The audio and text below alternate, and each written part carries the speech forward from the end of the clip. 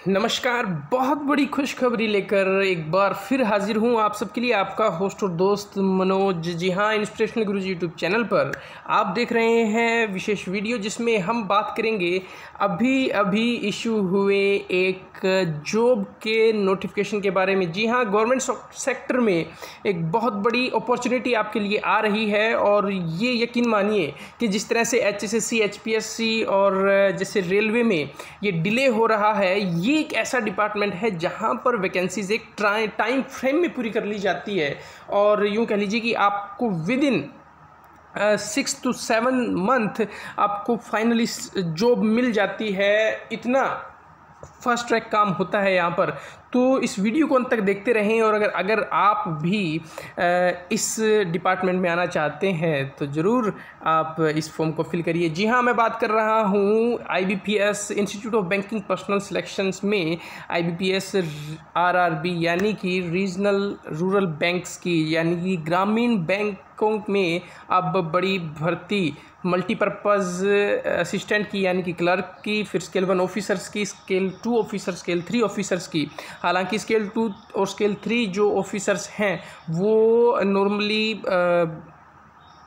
Experience base पर चुनाव होता है। ऑलरेडी बैंकर्स का ही उनमें सिलेक्शन वो फिलअप कर पाते हैं, लेकिन आप मल्टीपर्पज़ जो ऑफिस असिस्टेंट है यानी कि क्लर्क और स्केल 1 ऑफिसर्स के लिए डायरेक्ट रिक्रूटमेंट होती है। तो दोस्तों ग्रुप ए जो है वो ऑफिसर्स का है, a first scale, scale 2, scale 3 and group B जो है वो ऑफिस असिस्टेंट मल्टीपर्पज़ का है। तो ये नाबार्ड और IBPS से कंसल्टेशंस के बाद में RRB ने ये जर्नलिस्ट और स्पेशलिस्ट का भी यहाँ पर आपको बताया है। एग्जामिनेशन कब होगा वो आपको जिस तरह से कोरोना ठीक हो गया, जो सब कुछ होगा उसके बाद में बता दिया जाएगा। लेकिन पहले हम बात कर लेते हैं क्वालिफिकेशंस के बारे में। तो क्वालिफिकेशन की बात करूं तो दोस्तों मेनली आपको ग्रेजुएट होना है, चाहे आप ऑफिस असिस्टेंट का काम करें, चाहे आप फिलअप कर रहे हैं स्केल 1 के लिए। तो ऑफिस असिस्टेंट के लिए और स्केल 1 के लिए ये आप दोनों फॉर्म फिलअप कर सकते हैं। नॉर्मल ग्रेजुएट, चाहे वो आर्ट्स में है, चाहे BSc में है, चाहे कॉमर्स में, ऐसी कोई यहाँ पर बाउंडेशन नहीं है कि आपके पास कॉमर्स ही होना चाहिए।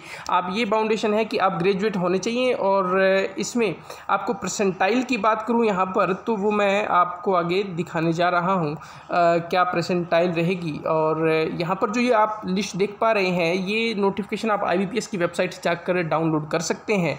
और एलिजिबिलिटी क्राइटेरिया यहाँ पर इन्होंने दे रखा है, सिटीजन ऑफ इंडिया होना चाहिए, जो नॉर्मल बातें हैं। एज की बात कर लेते हैं दोस्तों, 1/7/2020 तक ये एज काउंट होगी।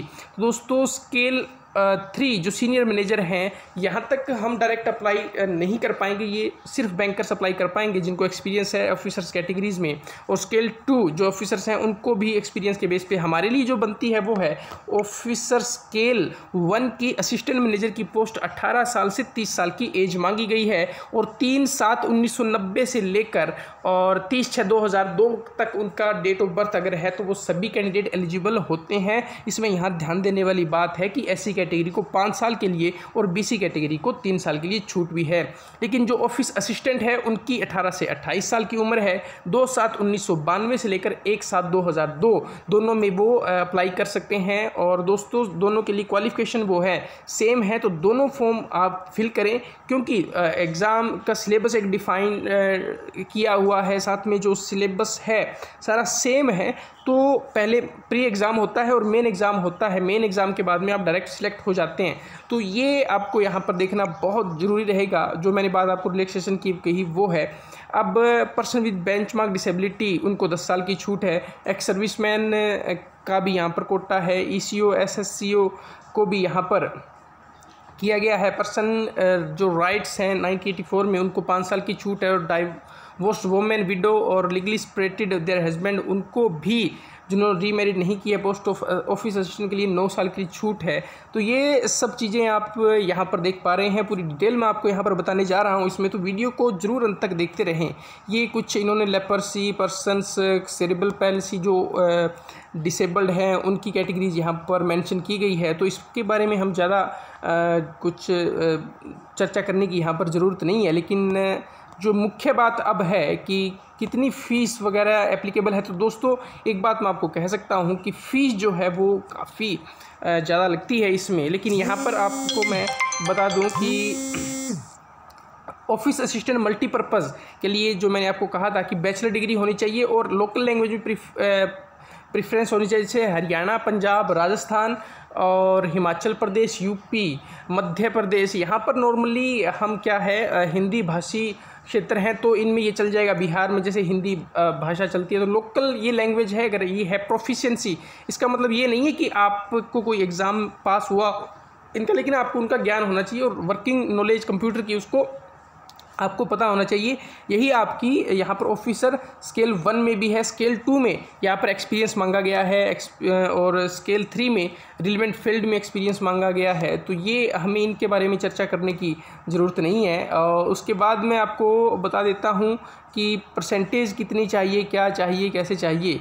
तो परसेंटेज यहाँ पर दोस्तों मैं ढूंढने की कोशिश कर रहा हूँ, लेकिन फ़ीस यहाँ पर पहले बता देता हूँ। 175 SC ST PWBD के लिए होगी और स्केल 1, स्केल 2, स्केल 3 के लिए, और 850 रुपये ऑल अदर के लिए होगी। ऑफिस असिस्टेंट के लिए भी सेम है। तो SC ST PWD और एक्स सर्विसमैन इनके लिए तो बहुत कम रखी गई है 175, लेकिन जो जनरल BC कैंडिडेट, जनरल है, BC है, EWS है, उनको 850 कैटेगरीज़ के 850 रुपये यहाँ पर उनको फिलअप करने होंगे। एग्ज़ाम का शेड्यूल मैं बता देता हूँ। एग्जामिनेशन किस प्रकार से होगा दोस्तों। पहला होगा आपका ऑब्जेक्टिव टाइप, जिसको प्रीलिमिनरी एग्जाम कहते हैं। तो स्केल 1 और ऑफिस असिस्टेंट की मेन हम बात करते हैं यहाँ पर। और यहाँ पर आपको रीजनिंग और न्यूमेरिकल एबिलिटी 40 क्वेश्चन आएंगे और 40 मार्क्स के, और 45 मिनट्स आपको मिलेगी। ये आप ध्यान रखना। यहाँ पर आपकी एक्यूरेसी और स्पीड दोनों का यहाँ पर टेस्ट लिया जाता है कि आप कितने एक्यूरेट हैं। विद स्पीड भी आपको मेंटेन करनी है। तो 45 मिनट के समय में 80 क्वेश्चन आपने करने हैं और ज़्यादा से ज़्यादा अटैम्प्ट करने हैं और ज़्यादा से ज़्यादा आपको स्कोर करना है। उसी बेस पर आप मेन में सिलेक्ट होंगे। अब उसके बाद जो आपका मेन एग्ज़ाम है ऑफिसर स्केल 1 और असिस्टेंट का अगर मैं बात करूँ, तो reasoning, computer knowledge, general awareness, English language, Hindi language, इन दोनों में से कोई एक चूज़ करनी है। और न्यूमेरिकल एबिलिटी, ये 5 आपके सब्जेक्ट होंगे जो 40 क्वेश्चन होंगे। और यहाँ पर अलग अलग आपको मार्क्स डिफाइन किए हुए हैं, यानी कि 200 क्वेश्चन होंगे, मार्क्स भी 200 होंगे। लेकिन यहाँ पर प्रत्येक 40 के 40 नंबर नहीं है। जैसे रीजनिंग में 40 क्वेश्चन के 50 नंबर है, कंप्यूटर नॉलेज के 40 के 20 नंबर है, जनरल अवेयरनेस के 40 के 40 नंबर है, इंग्लिश लैंग्वेज के 40 के 40 नंबर है, हिंदी के 40 के 40 और न्यूमेरिकल एबिलिटी के 40 के 50 नंबर है। यानी कि कंप्यूटर नॉलेज के 20 नंबर डिडक्ट करके रीजनिंग और न्यूमेरिकल एबिलिटी में ऐड कर दिए गए हैं। ये सेम रहेगा आपका प्रोसेस स्केल 1 ऑफिसर में।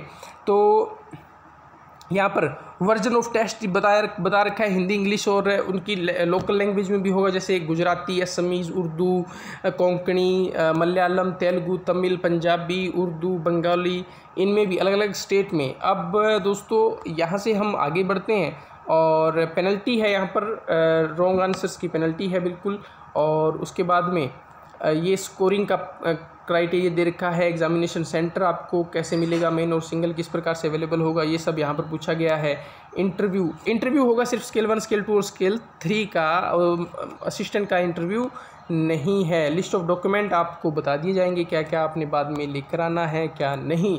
तो ये सब चीज़ें आप फिलअप कर सकते हैं। सबसे अच्छी बात दोस्तों इस नोटिफिकेशन में ये है कि ये टाइम बाउंड एक रिक्रूटमेंट प्रोसेस होता है, जिसमें बहुत जल्दी हम आपको विदिन, जैसे आप तैयारी करते रहते हैं उसी टाइम आप जॉब लग जाते हैं। इस प्रकार का मैं आपको मेरा पर्सनल एक्सपीरियंस भी बताता हूं। और आप भी सब, जैसे हम HSSC में 1 साल से यूँ धक्के खा रहे हैं कि कब रिजल्ट आएगा, कैसे होगा, क्या होगा, 5-5 साल से भर्तियाँ अटकती रहती हैं, ऐसा इसमें कुछ नहीं है। आप ईजिली, आपको कोई संशय लेने की ज़रूरत नहीं है। विदिन 8, 9, 10 मंथ के अंदर आप लग जाते हैं जॉब। और पूरी प्रोसेस इस तरह से चलती है, जैसे प्रीलिम एग्ज़ाम हो गया तो महीने 1.5 महीने में आपका रिजल्ट आएगा, फिर मेन एग्ज़ाम उसके 1 महीने बाद होगा, उसका महीने 1.5 महीने के अंदर आपका रिजल्ट आ जाता है। और उस रिजल्ट के बाद में आपके इंटरव्यू शेड्यूल होते हैं और इंटरव्यू के बाद में आपका डॉक्यूमेंट वेरिफिकेशंस और फाइनल आपका सिलेक्शन हो जाता है। तो ये एक, यानी कि कहीं प्रोसेस रुकता नहीं है, सारी चीज़ें चलती रहती हैं। कोविड-19 के भी बारे में बताई गई है और रफ शीट वगैरह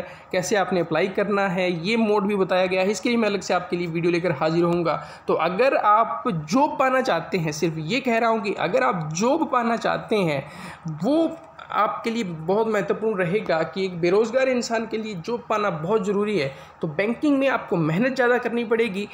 और वर्किंग जो आवर है वो एक फ़िक्स तो है, लेकिन आपको ज़्यादा काम करना पड़ता है, प्रोफेशनल काम करना पड़ता है। तो जल्दी से अगर आप बैंकिंग सेक्टर में और एक प्रोफेशनल जॉब पाना चाहते हैं तो ज़रूर ऑफिस असिस्टेंट और स्केल 1 ऑफिसर के लिए ज़रूर आप अप्लाई करें।